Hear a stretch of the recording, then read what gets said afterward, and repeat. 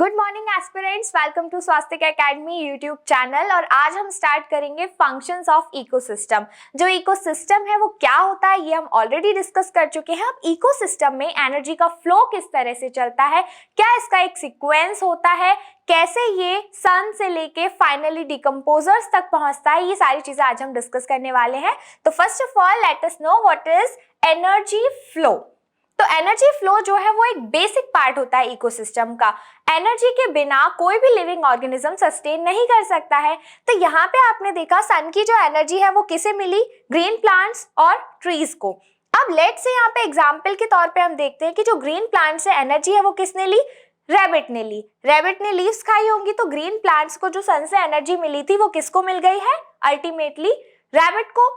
फिर रैबिट को किसने कंज्यूम किया, लेट्स से स्नेक ने किया। तो यहाँ पे कुछ हीट लॉस के साथ या कुछ एनर्जी लॉस के साथ जो रिमेनिंग एनर्जी है वो किसके पास पहुंच गई, स्नेक के पास। अब स्नेक को किसने कंज्यूम किया, ईगल ने। तो ईगल के पास जो एनर्जी है वो ट्रांसफॉर्म हो जाएगी या उसके पास ट्रांसफर हो जाएगी। तो यहाँ पे हमने देखा सन की एनर्जी प्लांट्स के थ्रू सीधे कहां पर पहुंच गई, ईगल तक पहुंच गई। कैसे, एक दूसरे को कंज्यूम करने पे। लेकिन यहाँ पे जो एनर्जी एक दूसरे के पास ट्रांसफर होती है वो इक्वल क्वांटिटी में या इक्वल अमाउंट में नहीं होती है।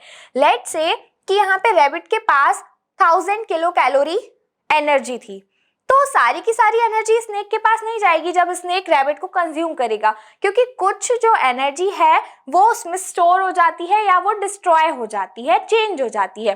तो यहाँ तक कितनी हीट लॉस में एनर्जी डिस्ट्रॉय हो गई, तो कितनी पहुंची, 100 किलो कैलोरी। फिर उसके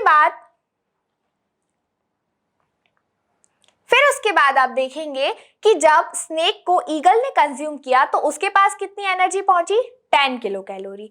यानी कि सन की एनर्जी धीरे धीरे जब पहुंचती है तो वो रिड्यूस होती जाती है, कुछ एनर्जी हीट लॉस में डिस्ट्रॉय हो जाती है या कन्वर्ट हो जाती है। फिर यहाँ पे आप देखेंगे ट्रॉफिक लेवल। अब बेसिकली एनर्जी फ्लो और trophic level almost same thing है। कैसे सेम है, ट्रॉफिक लेवल में भी हम ये देखते हैं कि कैसे एक दूसरे से इंटरैक्ट करके जो सन की एनर्जी है या जो प्राइमरी एनर्जी है वो कैसे धीरे धीरे दूसरे ऑर्गेनिजम्स में ट्रांसफर होती है।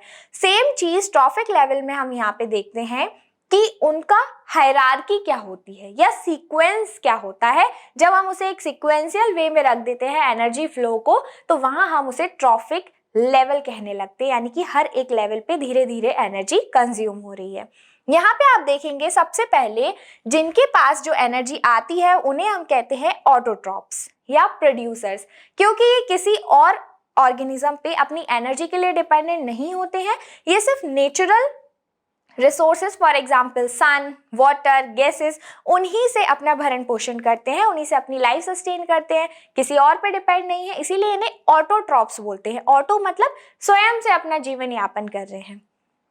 सेकेंड है हेटरोट्रॉप्स, जिन्हें हम प्राइमरी कंज्यूमर्स कहते हैं। हेटरोट्रॉप्स का मतलब है जो सिर्फ प्लांट्स पे फीड करते हैं। फिर है यहाँ पे सेकेंडरी कंज्यूमर्स, हेटरोट्रॉप्स में जो आएंगे। सेकेंडरी कंज्यूमर्स क्या होंगे, जो प्राइमरी कंज्यूमर्स को कंज्यूम कर रहे हैं। फिर टर्शियरी कंज्यूमर्स में क्या आएंगे, जो सेकेंडरी कंज्यूमर्स को कंज्यूम कर रहे हैं। फिर हम देखते हैं फिफ्थ पे क्वार्टरनरी कंज्यूमर्स, जो टर्शियरी को कंज्यूम करेंगे। तो ये एक हायरार्की बन जाती है। यहाँ पे आप इमेज में देख सकते हैं एनर्जी फ्लो जो है और हीट एनर्जी लॉस जो है, दोनों में बैलेंस यहाँ पे दिखाया गया है। कैसे प्लांट के पास या ट्री के पास सन की एनर्जी आई, फिर उसको काऊ ने या प्राइमरी कंज्यूमर ने कंज्यूम किया, उसे सेकेंडरी ने किया, फिर उसे टर्शियरी ने किया, और फाइनली जो डिकम्पोजर्स होते हैं उन्होंने उसे डिस्ट्रॉय कर दिया और एनर्जी जो है वो वापस से एटमॉस्फेयर में रिसाइकिल हो गई। Because we all know that energy can neither be created nor can be destroyed, बस वो एक फॉर्म से दूसरे फॉर्म में ट्रांसफर हो सकती है। फिर हम यहाँ पे देखते हैं the energy flows from producers to the subsequent trophic level, which means always from producers to the carnivores. Directly एक लेवल से फोर्थ लेवल पे नहीं पहुंच सकती एनर्जी। ये जो ट्रॉफिक लेवल है हमने इसीलिए देखा कि हर एक लेवल पे step by step energy flow हो रही है, मतलब कि डायरेक्ट सन की एनर्जी किसी ईगल के पास नहीं जाएगी। सन की एनर्जी किसके पास आती है? प्लांट्स के पास, फिर कंज्यूमर्स के पास और फिर डिकम्पोजर्स के बाद, यानी अल्टीमेटली कार्निवोर्स के पास वो पहुंचती है। फिर हम यहाँ पे देखते हैं जो ट्रॉफिक लेवल का कंसेप्ट है उसके 3 मेन पार्ट्स होते हैं। सबसे पहले है फूड चेन। यहाँ पे हम दोनों चीजें देख रहे हैं, फूड चेन भी और फूड वेब भी। अब फूड चेन और फूड वेब में क्या डिफरेंस होता है?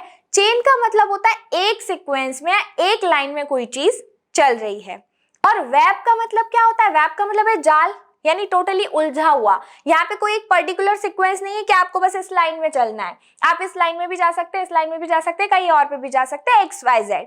तो फूड चेन और फूड वेब में सिर्फ इतना ही डिफरेंस है कि जो एक सीक्वेंस है वो चेंज हो जाता है। सबसे पहले फूड चेन में देख रहे हैं हम, तो एक ऑर्गेनिज्म दूसरे ऑर्गेनिज्म पे फीड कर रहा है। जैसे कि अभी हमने देखा था, प्लांट्स को फीड किया रैबिट ने, फिर रैबिट को फीड किया स्नेक ने, स्नेक को फीड किया ईगल ने। तो ये एक सीक्वेंस बन गया, तो उसे हमने क्या कहा? Food chain. यहाँ आप डायग्राम में देख सकते हैं, ये हमारे ग्रासेस हैं, प्लांट्स हैं। सन की एनर्जी प्रोड्यूसर या ग्रास के पास आई, फिर ग्रास पे किसने फीड किया? ग्रास ऑफर ने, उसके बाद फ्रॉग, फिर टर्शियरी कंज्यूमर और फिर फाइनल कंज्यूमर यानी कि डिकम्पोजर। तो इस तरह से ये एक चेन है, फिक्स्ड सीक्वेंस चल रहा है, कोई भी इधर उधर नहीं भाग रहा है। तो जो फिक्स सीक्वेंस है वो फूड चेन में होता है। वहीं दूसरी तरफ अब हम यहाँ पे देखते हैं, फूड चेन जो है वो 2 तरह से होता है। पहला है ग्रेजिंग फूड चेन और दूसरा है डेट्रियस फूड चेन। तो ग्रेजिंग फूड चेन क्या होता है?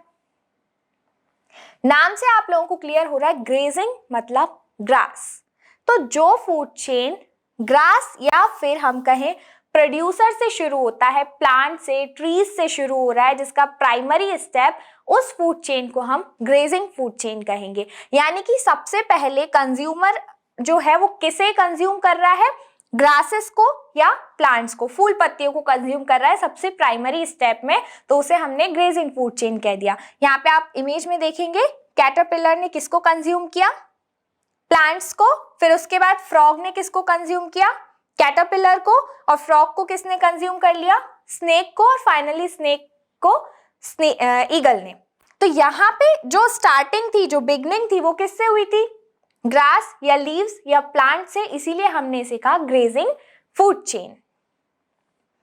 फिर हम यहाँ पे देखेंगे डेट्रियस फूड चेन। अब डेट्रियस फूड चेन क्या होता है? जिसकी जो बिगनिंग है वो ग्रास से ना होकर किसी और कंज्यूमर से हो रही है। यानी यहाँ पे आप देखेंगे कि डेड लीव्स हैं ये। Detritus food chain start from soil और डेड ऑर्गेनिज्म, यानी या तो सॉइल से स्टार्ट होगा या डेड ऑर्गेनिज्म से स्टार्ट होगा। यहाँ पे लेट से डेड लीव्स को हम ले लेते हैं। डेड लीव्स जो है वो भी एक तरह से वेस्ट मटेरियल है, डेड हो चुका है, डेड ऑर्गेनिक मैटर है। तो उसको किसने ईट किया? यहाँ पे वुडलूस ने। तो वुडलूस ने इसको ईट किया और फिर उसके बाद वुडलूस को किसने ईट किया? ब्लैकबर्ड ने। तो ये फूड चेन स्टार्ट कहाँ से हुई थी? ग्रास से नहीं हुई थी, प्रोड्यूसर से नहीं हुई थी, डेड लीव से हुई थी। फॉर अनदर एग्जाम्पल हम देख सकते हैं कि अगर कोई मिट्टी में बहुत सारे ऑर्गेनिजम्स हैं जो मर जाते हैं, डेड हो जाते हैं, डेड ऑर्गेनिक मैटर होता है, अगर वहां से भी वो फूड चेन स्टार्ट हो रही है तो उसको हम डेट्रियस फूड चेन ही कहेंगे। फिर आप देखिए फूड वेब। तो फूड वेब क्या होता है? अभी अपन ने देखा था फूड चेन जो होती है वो एक पर्टिकुलर सीक्वेंस में चलती है, लेकिन फूड वेब क्या होता है? इधर से उधर से कहीं से भी आ सकते हैं, आपके लिए कोई सीक्वेंस नहीं है फिक्स। तो food web, food chain is known as the food web as the same food resource is a part of more than one chain।